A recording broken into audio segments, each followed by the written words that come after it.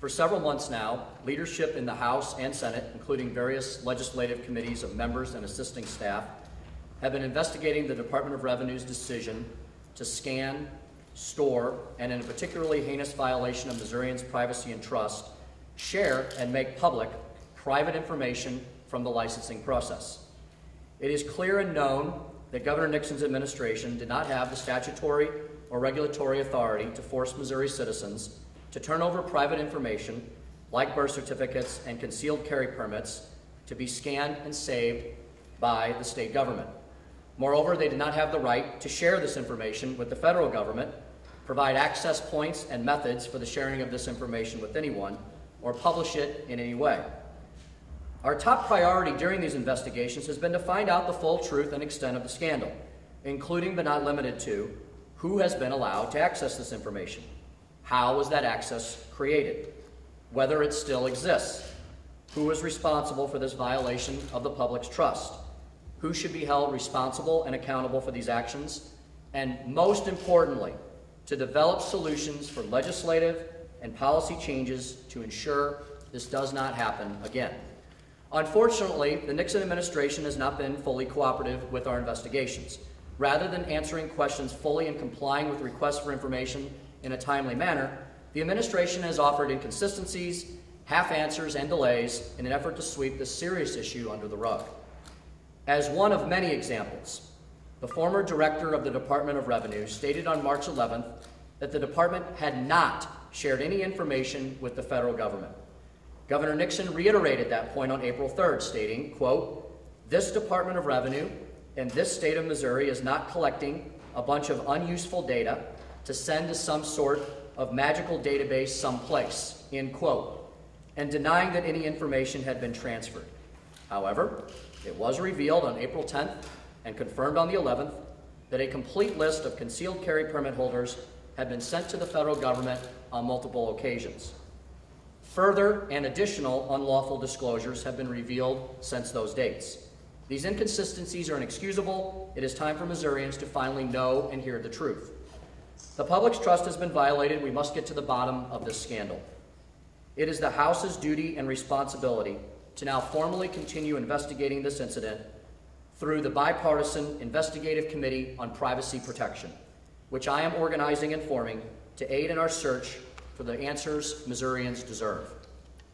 The committee's mandate will be to investigate the circumstances leading up to and including the release of over 163,000 concealed carry records, determine if access to any private information is still available, examine the relevant state laws and policies and procedures to determine if any were broken, and interview the state employees involved to determine who exactly is responsible.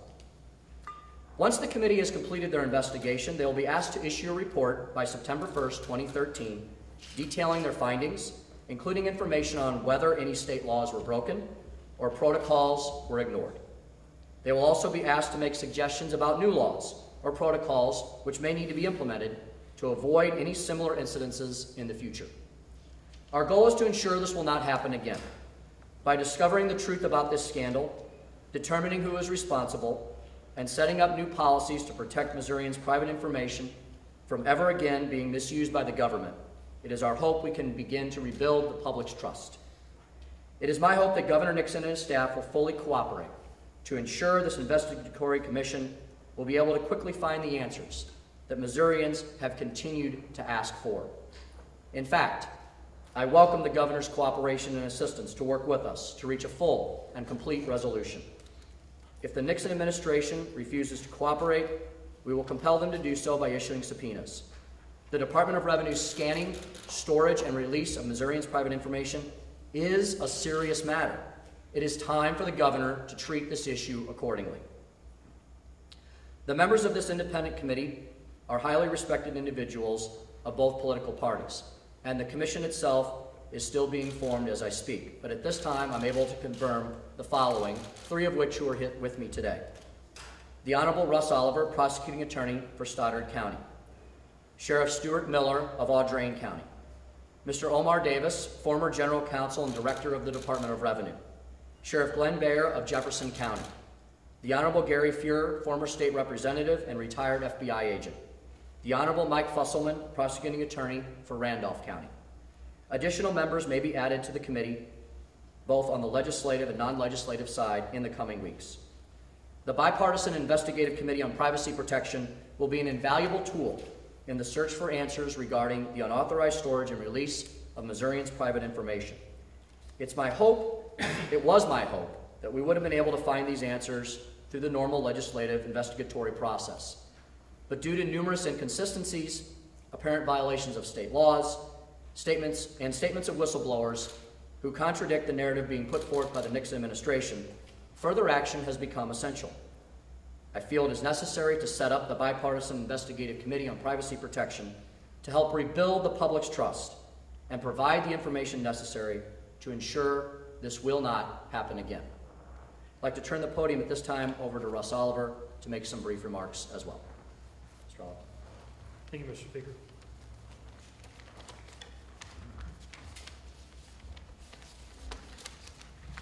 It's clear that our task has been set before us to learn what happened, why it happened, who authorized this, and why they authorized this sharing of information, the scanning of these documents, and also how can we prevent this in the future. This commission won't take lightly the charge that has been set before us of restoring the integrity and regaining the faith of Missouri citizens that their government is accountable for their actions, that the rule promulgation process and the laws of the state are to be followed by administrative agencies. We seek not scapegoats or sacrificial lambs, but rather we seek answers. Answers that will move this state forward to protect the privacy of its citizens and restore the faith of our citizens in their government. We intend to let the investigation follow where it goes. We seek the truth in whatever form that it may reside. I sincerely hope that lasting long-term solutions can be found that do restore the integrity of our executive agencies and the Missourians' trust in the same. I look forward to working with Governor Nixon's administration. We hope that they will cooperate and bring a lasting, meaningful results to this issue. Thank you. Mr. Oliver and I are able to have some time to answer a few questions. Have you spoken to the governor about this, and what do you think his reaction would be, and do you foresee him being called to testify before this commission? Prior to this announcement today, I have spoken with both Governor Nixon and Attorney General Chris Koster. The Attorney General had no objection to the formation of this committee and actually provided some helpful information as to some of the procedural aspects of it. And I will welcome his cooperation as well, and I promised him I would keep him advised as to any developments, and he thanked me for that. Governor Nixon, I believe, will need some more convincing as to the issues that have been presented, both in the Senate through Senator Kurt Schaefer's hard investigatory work on this, and the House. So therefore, I told the governor I'm more than happy to work with him on any policy solutions that we can come up with to bring a full and complete resolution to this matter. I believe it's within the governor's power to bring a speedy resolution to this matter if he so chooses to address all the concerns that have brought up. Mr. Oliver has attempted to obtain the governor's position on this matter through the service of a subpoena of deposition relating to the ongoing litigation matter in Stoddard County, which is ongoing, but so far that attempt has not been fortuitous, and I'm not sure of the current situation on that. So, we welcome the governor to come willingly to the table with us and talk about how we can come up with good correct the wrongs that have been committed, hold those accountable. It's a search for truth, and it's a search for answers, and that's what we'd like to proceed with. Is the House going to comply with the administration's sunshine law request to determine who made an unauthorized attempt to access the list of concealed weapon permit holders? I'll disagree with the premise of the question. The House, as I mentioned, has had an ongoing investigation of the Nixon administration's scanning program and the disclosure of the documentation, whether through the CD-ROMs or what I believe is the unlawful web portal that was set up. So typically, we do not discuss the details of an ongoing investigation, but the House did check to make sure the web portal that was established was no longer active after the existence of that became completely known to the public, and that's all I can say on that matter at this time. Was it your directive, Mr. Speaker, to have that done, to try to access that? You know, throughout this investigatory process, we are presented with additional important documents every week. Senator Schaefer, as I mentioned, continues to come up with documentation that is troubling at the very least. As those documents are then conveyed to the House, they're turned over to our investigatory team. The investigatory team takes all the documents that are presented to them and then periodically gives me updates. They provided me an update that the web portal was still in existence, but it apparently appeared to be inaccessible. I would have hoped that once that document became public, OA would have taken all that information down. So perhaps it's embarrassment on their part, but I think it just continues to show that we have some serious flaws in policy that we need to address. Three more questions. Why did it take so many times to try to get that information? Apparently they've said that the attempt was made more than nearly 24 times. Again, I'm not aware of the specifics of that. That information was turned over to folks who have been investigating that, and the report back to me was that the information was still accessible to the public, and hopefully it now is no longer. Mr. Speaker, the governor's indicated he will not be complying with the subpoena in Stoddard County. If he is compelled to testify before this commission, would you entertain subpoenaing him, and what if he doesn't comply with that one? You know, I think that's a question that the committee is going to have to make. I do not intend to micromanage the committee. I'm there to simply assist them.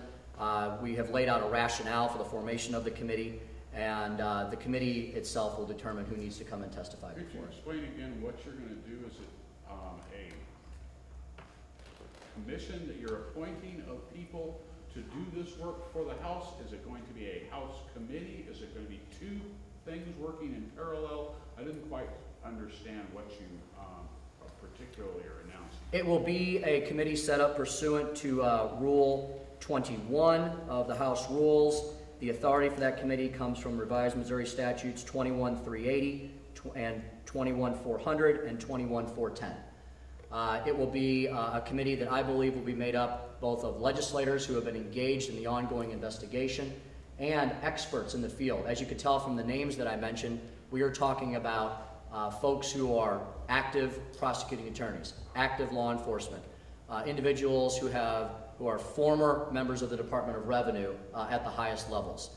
And I think it's important to have that working group of experts available to provide the legislators with guidance, with investigatory answers, and to help them determine policy solutions. Who are the Democrats who are participating? I believe that I know that the sheriff of Jefferson County is a Democratic member, and Sheriff Stuart Miller of Audrain County is as well. And as I mentioned, we continue to form the committee as I speak. This was something that's been in the works for a couple of weeks. We had hoped the governor would have come up with better answers for us by now, but we're now going to move forward with the formation of the committee and give it its charge. Mr. Speaker, in a number of forums, former Revenue Director Alana Berrigan-Scott has been identified as having the idea to do the scanning. So that question would appear to have been answered. At the same time, there's legislation now moving to shut this thing down once and for all. What's really left for this committee to do? What's left is for the governor to agree that there was a problem and that we need to come up with a solution. He has not given us any indication as to what legislation he would support that's currently in the pipeline. What answers are you still looking for in terms of where the database is now? You know, again, that's something for the committee to discover. I laid that out in my opening remarks. You know, I want to know, I want them to investigate how the information was shared and whether it's still available in any sort of format or any sort of accessibility to the general public, now that these reams of documents have come out and the public has access to all of them. So the administration has not been forthcoming with requests for information. You cited an example of an instance where the House has requested information that the administration has not complied with. Yeah, the governor, as I mentioned in my opening remarks, we wanted to know if the database existed. The governor denied that it existed. Further information was that it did exist. And so there's been a repeated pattern of contradictory statements and inability to completely give us full answers. Thank you. Thank you all very much for your time today. I appreciate you being here.